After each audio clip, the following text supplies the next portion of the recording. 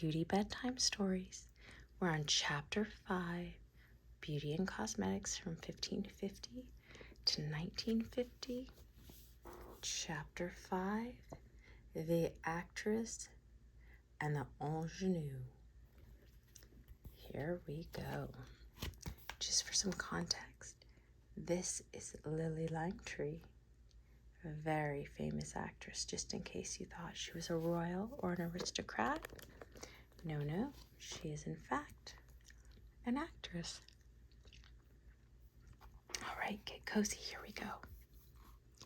As the 19th century drew towards its decadent close, thoughts were turning to emancipation as women were beginning to work in the new department stores and offices and starting to attend university, albeit without the right to qualify.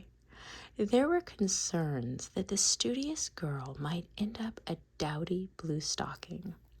So forward-thinking universities, such as Royal Holloway College for Women, which was founded in 1886, they were sure to supply a mirror in every girl's room to remind her not to neglect her appearance while expanding her mind. To reflect their new status, women ditched the prissy, childish modes of the mid-century and adopted a more womanly, sensual silhouette. Their faces also took on more definition and determination, with eyebrows defined by Italian eyebrow pencils and colored lips. The cult of beauty clashed with the nascent cult of celebrity, and with the new techniques in photography, actresses like Lily Langtry found their international fame came more from the thousands of postcards that their image graced than from any theatrical appearance. Can you imagine? The details of their extravagant dress and mountains of hair were pored over in detail and copied far and wide, as was their makeup. Some things never change, huh? In one of the first examples of celebrity endorsement, the beautiful Jersey Lily put her name to lily powder, a concoction of talc, carmine, and sienna, worked into melted lanolin with a hint of violet perfume. Pardon me. Now, isn't that fascinating that they were using a violet perfume? And that's why so many of the powder puffs for so many years had so much scent. It was the marriage of fragrance and cosmetics. Now, this revolutionary tinted powder cream was developed by Willie Clarkson, the theatrical wig maker and costumer who developed hair and makeup, even supplying false eyelashes for the most prestigious casts on the London stage. He was also the procurer by royal appointment to the Queen, thereby given a newfound hint of respectability. It was one thing for actresses, even those newly elevated in society by their aristocratic beaux, to wear makeup. It was another thing to gain royal endorsement. Queen Victoria had been emphatically against makeup, but Queen Alexandra, possibly in an attempt to curb her husband's notoriously roving eye, or at least to make herself feel a little better about it, was deeply attached to her rouge pot and wore quite a heavy enameled look with plenty of rouge, penciled eyebrows, and a dab of lip salve. This is Queen Alexandria. Slowly, attitudes were beginning to change for older women, but the consensus was that the young woman should be protected from the vanity of cosmetics. Gasp. Girls and young women who did not have access to makeup were very resourceful in getting around the prohibition. They discovered that if a scarlet hair ribbon was dampened, the red could be carefully transferred to cheeks and lips, and lamp black could be used to add a little definition to the eyes. A clean porcelain saucer could be held above a candle flame to gather the sooty smoke, and the black residue was then mixed with a few drops of water and painted along the lash line with a fine brush, or mixed with Vaseline and applied to darken and thicken the eyelashes. There were a few forward-thinking theorists, like Mary Howiss, whose book called The Art of Beauty, published in 1878, was instrumental in changing attitudes. She was a vicar's wife and a staunch member of the Dress Reform Society. She made it clear that, quote, "it is not wicked to take pains with oneself." She even went so far as to say, "If a girl has a trial of a complexion so bad that the sight of it gives one a turn, it is simply a duty for her either not to go into society at all, or, if she does, to conceal it as she would, not scruple to conceal lameness or leanness. You have no right to inflict your misfortunes on everybody. It is an unpardonable offense of good taste." Well. Nevertheless, acceptance was still a very long way off, and despite her own considerable beauty and notoriety for her scandalous divorce and fierce independence, Lady Colin Campbell writes mostly against cosmetics in her 1892 book titled The Lady's Dressing Room, with a belief that they were inherently damaging. She says this, "I can hardly expect my advice will be of sufficient weight with all my readers to make them give up the deplorable and unbecoming mania for painting themselves, a mania which lowers womanly dignity at a certain age as much as it compromises the beauty of youth." The 1890s saw new innovations in makeup. To rival Lily Langtry, who was also now endorsing Paris soap, Sarah Bernhardt put her name to La Dauphin Poudre de Riz, a delicate powder of ground rice. With her eyes lushly lined with kohl and her use of lip color, the divine Sarah Bernhardt had a distinctive look that inspired Swinburne, Burne-Jones, and Mucha, and she became synonymous with the Art Nouveau beauty. Those are brands, by the way. Oscar Wilde declared her elegant profile to be like that seen on a Roman coin, and Theodore de Banville wrote of her, quote, "deep, shining liquid eyes, a straight, fine nose, and red lips that opened like a flower." Oh my, and this is Miss Sarah Bernhardt here. Sounds familiar, doesn't it? Such sensual description might go some way to explaining why lipstick thrived on a scandalous reputation for decades before becoming acceptable. Fellow actress Ellen Terry, herself no stranger to Old Chalky, which is what they called the powder puff, recalled of her, "Well, while talking to Henry, she took some red stuff out of her bag and rubbed it on her lips. This frank making up in public was a far more astonishing thing in the 80s than it would be now." Mind you, she was talking about the 1880s, not the 1980s. Isn't that funny?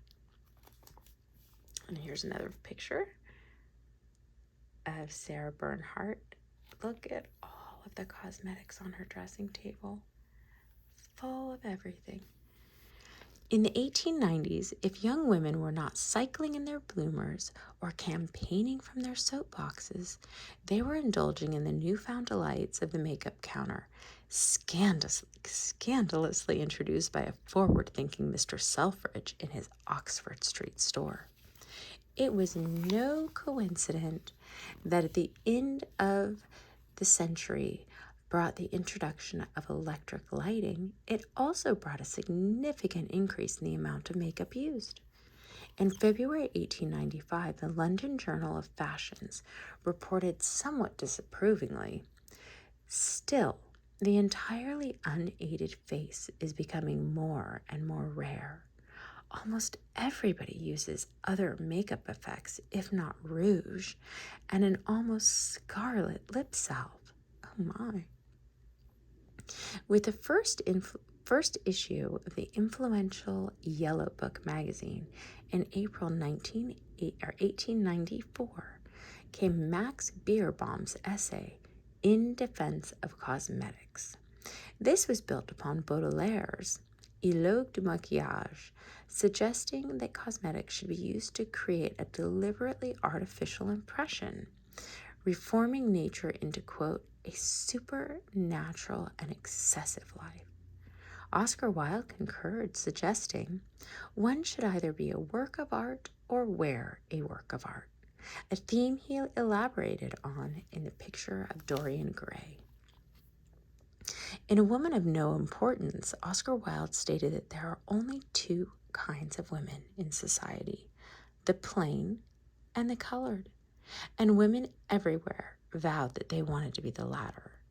Makeup was becoming a barometer of emancipation, worn by a new generation who, seeing women like Sarah Bernhardt, made a legitimate career for herself as an actress and theatrical manager, where they were inspired to see just what a woman could achieve when she put a glamorous face forward to engage with the world on its own terms.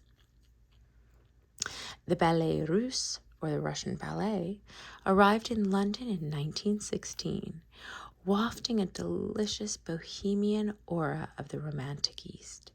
The rich beading and embroidery and the slinky silhouette of their costumes inspired Paul Poiret to change fashion so radically that it was the first step towards the slender skirts and raised hemlines of the modern era. Their lavish productions of Cleopatra and Salome drew new attention to the eye as a site for makeup design. Oh boy, this is getting exciting. You can see that's the Russian ballet. And what do we have here? Something more sophisticated than lampblack was needed to create the look. And luckily, this coincided with the invention of mascara in 1913. T.L. Williams, a young chemist in Philadelphia, had seen his sister Mabel lament her lack of luscious lashes and blamed the misfortune for losing her beau. The sweet brother that he was, he put his experience to developing a product that would emphasize her lashes without smudging or clogging, and named it Maybelline. By 1917, he had patented and packaged the formula and was selling the cake mascara by mail order in such quantities that those unwilling to wait for delivery were requesting it at drugstores daily. The cake mascara, which had to be moistened, often with spit, could be difficult to apply with a small straight brush, but most considered the exotic results they could achieve with the addition of a slinky, etoilated line of kohl and a well-defined brow to be worth it. The look became a favorite with society ladies who enlivened their dinner parties by donning exciting, exotic costume and makeup and posing in glamorous tableaux vivants. Basically, they set up little stages, and they would dress up and pose in them at dinner parties. The influence continued into the 1920s, with Theda Bara starring in Hollywood versions of Cleopatra in 1917 and Salome in 1918, followed by the discovery of King Tut's tomb in 1923 and all of the pots of kohl held within. Oh my. And if you recall, in the 1920s, there was a major Egyptian revival in art, in deco. We saw it everywhere. And that was inspired by King Tut's tomb. Interesting, right? Now, with the First World War came unprecedented freedom, as women were drafted in to keep the country running, and at last their importance to society was acknowledged. Since 1910, the fashionable silhouette had become leaner and skirts shorter, with faces taking on a pretty blush and a soft lip color, but the war crystallized trends. Flapper girls gained freedom by bobbing their hair, and with eyelids shined with Vaseline and finely tweezed brows, they made themselves the living embodiment of the gorgeous girls of the Deco that were the creation of Tamara de Lempicka and the heavenly ellipsis of Constantine Brancusi. For all the hard, shiny glamour and the patriotism of the white face punctuated by bright blue eyes and a glossy red mouth like an Otto Dix painting, at the heart of it was the confused grief of the loss of a generation of sweethearts and brothers. Oh my goodness. And you can only imagine that a lot of the rebellion and the to hell with it, come what may, so much of that was just pure flinging oneself into their grief. And, I don't want to say acting out, but there was a lot happening. Women had new freedoms, they had new liberties, they had a lot of responsibilities on their shoulders, and they were losing their loves and their family and their sweethearts. So there was a lot more going on with the flappers than just irreverence. So very interesting, isn't it? And here we have Maybelline mascara, 1917 to 1925 is what that looked like then. And then we have Thedabara and Cleopatra. Isn't it incredible to see? Next time, we're going to move from elegance to expression, and we are going to continue through the 1920s. So join me then. Until then, enjoy and get your beauty sleep.